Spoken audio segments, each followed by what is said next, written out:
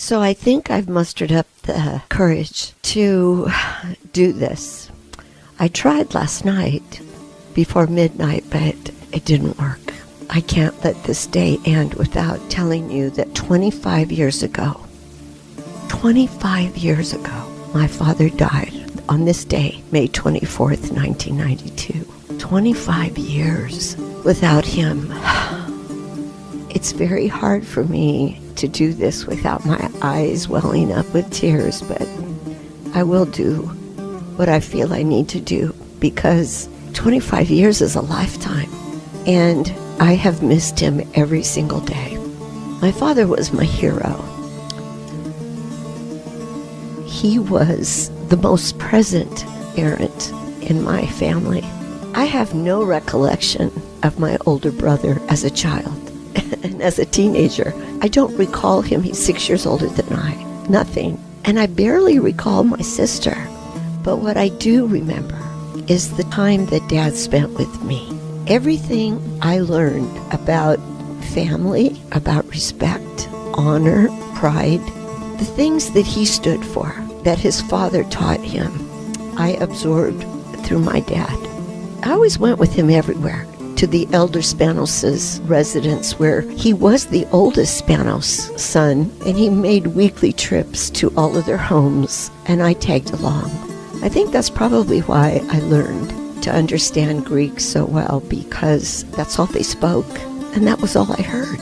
But the lessons my father taught me, I've never known another father to instill in their child. The manner that which he did it, the way he taught me, and even the words that he used, which I quote often to many of my friends because I talk about him probably every day. Those closest to me know that I'll say, well, you know, my dad used to say, and then they'll throw out one of the many responses that I have lined up to offer. Let the fool's voice be the last one heard.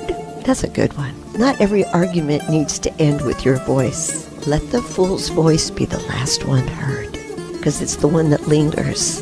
And I have so learned that. If you just sit back and let people make fools of themselves, to not take it personally, those that heard will not hear your voice, but the voice of that person who spoke last.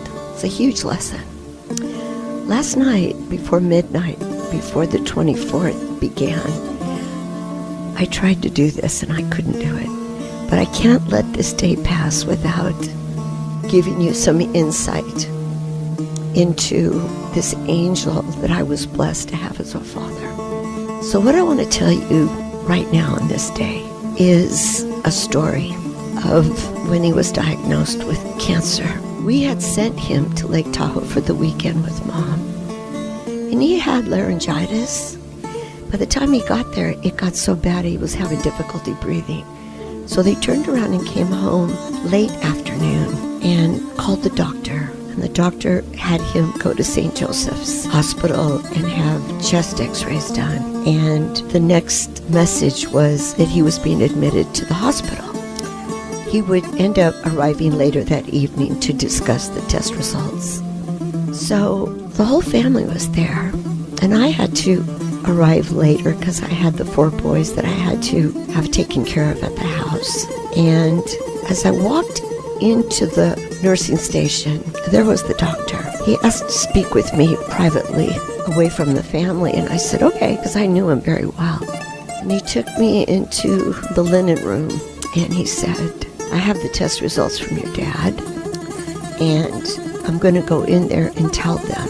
But I also know that no matter what I say, they're not going to hear me. You're the strongest person in this family, so I'm going to tell you. And maybe you'll be the one that will convince him to do what's best for him. And then he told me that my dad had cell cancer. It was not curable, that any treatment that he undertook would be miserable, would possibly extend his life by months, but it would inevitably take him probably within a year. I don't even recall where I went after that, other than being at home for days, not knowing if he really had told them what he had told me. So a few weeks went by, and I just could not see him regularly, and I guess it became noticeable because my mother contacted me and said that she was very upset the fact that I had not seen Dad, and did I know something that they didn't know? I said, no. She said, well, why haven't you been over here? And I said, well, it's just so difficult for me. I was recently starting a divorce. My second son had been diagnosed with juvenile diabetes on his 8th birthday and not receiving any child support. I was struggling, and then to know that my father was terminally ill, and probably I was the only one that really knew the true facts, or I should say was accepting of the truth, because he did exactly what the doctor said they would do, and that was to line him up for radiation, chemotherapy, so forth. And it pained me to see him going through those treatments and suffering. So inside that phone call to me, I realized that I did know something they didn't know. So I told her, okay, I'll be over. And I immediately hung up and called the doctor and told him, they don't know the truth. And I figured out that he was so close to my father that he himself had a difficult time going into detail as to the extent of the diagnosis. So I said to him in tears, you called them and bring them into the office today. And you tell him what you told me in the hospital, because either he knows and is refusing to accept it, or they don't know and are forcing him to get through all this treatment. But I can't bear the burden of this knowledge any longer. So they went in that day, and he told them.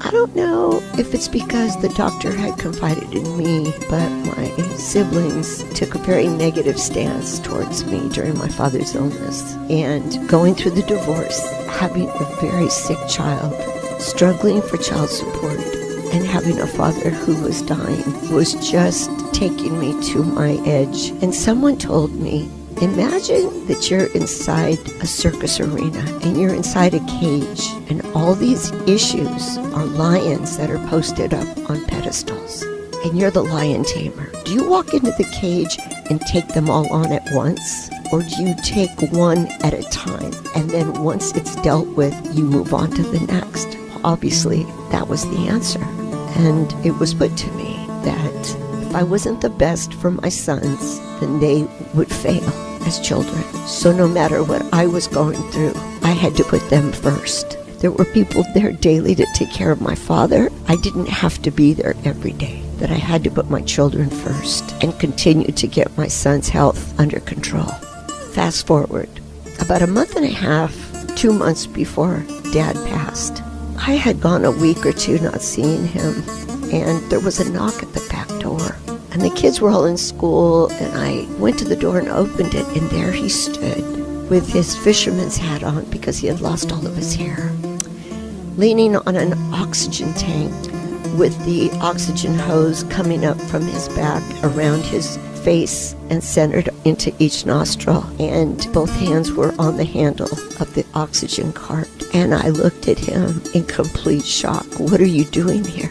He said to me, you won't come and see me, so I had your mother bring me to see you. It was freezing cold. It was March. So I issued him into the house, and we walked into the laundry room. And I peered out the back door to see what Mom was doing in the car, and she was livid. So I shut the door and followed him into the laundry room. And he took a cloth handkerchief out, which he always used, removed the oxygen hoses from his nose, wiped his nose, and tucked the handkerchief back in his pocket. He said, I've come here to talk to you. He said, every day when I get up, I say my prayers, and I ask God to give me more time to be here to help you raise my boys. And he went down the list. He said, I'm not worried about your sister because she has her husband. I'm not worried about your brother because he has his wife. And I'm really not worried about your mother because she has her friends. She'll be fine.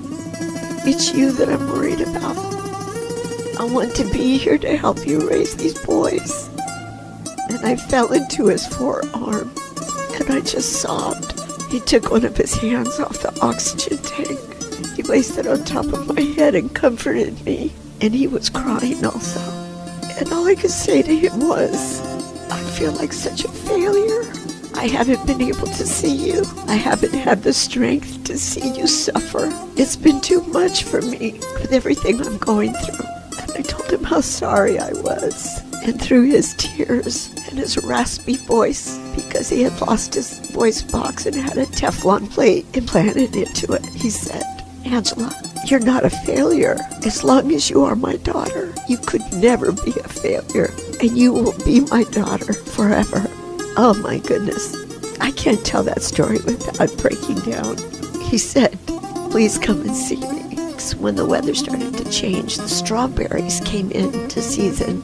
And the Spanoses were notorious for strawberry whipped cream cakes. That was the go-to dessert whenever the Spanoses got together. I called Bernie at Pedestos and I told him I need a case of the reddest, ripest strawberries that you can find. Please put them aside for me because I want to give them to my dad. He called me, I went in and I picked them up and I whipped up the most delicious whipped cream and added some vanilla in it. It was his favorite. He loved the way I made it. I called him up and I said, I'm coming over with your special dessert. And he was pleased. So we went out onto the patio and I sat across a small table with him. And I had the whipped cream and the brightest, ripest red strawberries you could find. Deep, deep red, succulent, juicy, sweet strawberries. And I had them cut up. And I said, let me feed them to your dad because he had the tremors. So I scooped up a few strawberries and, rounded them with this big cloud of whipped cream. And he opened his mouth and I put them in. And he was, telling me through these sounds how good they were. And I kept watching him, waiting for him to swallow it, right?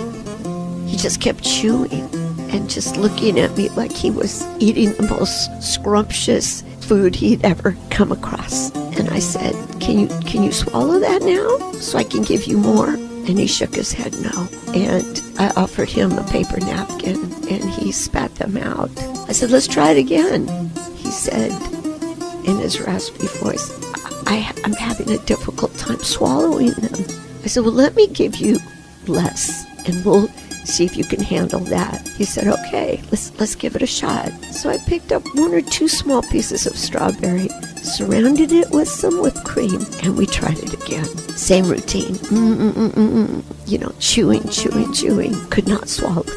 At that point, my mother walked out into the patio, and she said, how are you doing? I said, he's not able to swallow the strawberries. And he felt awful for me. And I just summarized that whole situation. He was declining. This was it. He couldn't get the nourishment. I got up and went to the bathroom. I picked up a bath towel and I screamed into it. All the emotions I've been holding on to for well over a year, realizing that he was dying, that I was going to lose him. Shortly after he was diagnosed, he wrote my oldest son a letter, and I'll just read you part of it. He wrote this 1 month after he was diagnosed with the lung cancer. He said, I would have preferred talking to you, but all I can do is whisper. Anyway, an old philosopher once said that the written word is better than the spoken word, because you can refer to it anytime. You see, what he was doing was giving my oldest son, Ryan, a gift that he would hold on to forever and cherish, because my dad knew, as he said, the written word can always be referred to at any time.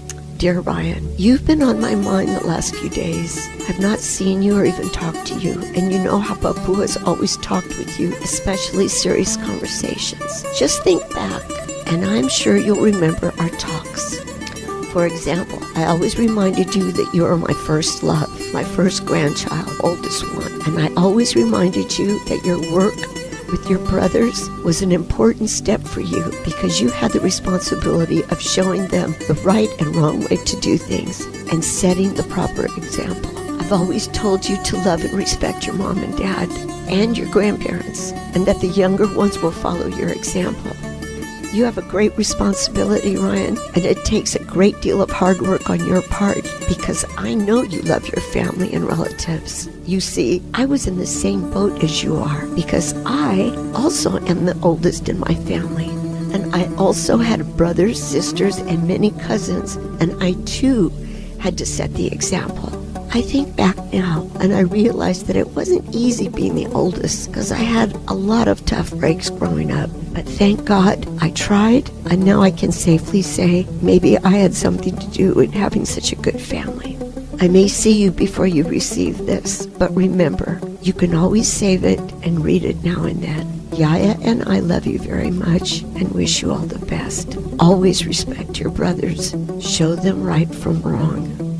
Shortly after the strawberry incident, I went home and I worked on a tribute letter to my father, because the local newspaper was advertising for a tribute column for Father's Day, which in 1992 fell on June 21st. And I wrote this tribute letter because when my father got up every morning and he said his prayers, he had his coffee, the third thing he did routinely was read the newspaper. And I always knew, because I had had an aunt that passed away years before, that she became aware that her cancer had metastasized to her brain when she said she could not read and understand what she was reading any longer. And I do believe that Dad was doing that as a signal to himself when things were going to turn for the worst. So I mailed it to the local paper, and I told them that this was a tribute to my father who was dying of cancer, and I wanted him to be able to pick up the newspaper on Father's Day and read this article that I wrote. And I took a copy and I placed it into a folder and put it between the console and my driver's seat for the next 4 or 5 weeks. I just couldn't wait for June 21st to come around, so that day when he opened up the newspaper, he would see I also wrote a tribute of him, as many other people probably were going to. He passed May 24th. He never had a chance to read how I truly, deeply felt about him. The editor called me the following week and said that he was going to position it at the top of the column because he enjoyed my tribute so very much. But he just received the death notification that my father had died. And he said to me, I know he was so proud to read this, Angela, and I'm sure that he was just comforted by the words that you used and the expression of love that you referred to him in what he did for you and your sons. And I told him, he never read it. I wanted him to be surprised on Father's Day to find it in the newspaper by himself. You know how they say tomorrow's never promised? Boy, did I learn that lesson. This tribute that I wrote took the entire left side of the page from top to bottom, and I finished it by saying, Dad's unwavering love, compassion, honesty, and wisdom have enlightened all of those lives he has touched. I hear the words used when people talk about Dad, and I hear the love in their voice. If I feel blessed to have had this man as my father and grandfather for my children, then I must tell you that he is one of the angels who has been given to us to show us the very true meaning of love. My 8-year-old son recently dedicated a book to Dad, and it read, This book is for you, Papu. I love you with all of my heart, and I will never forget you. I will always hold you in my heart, even when I die.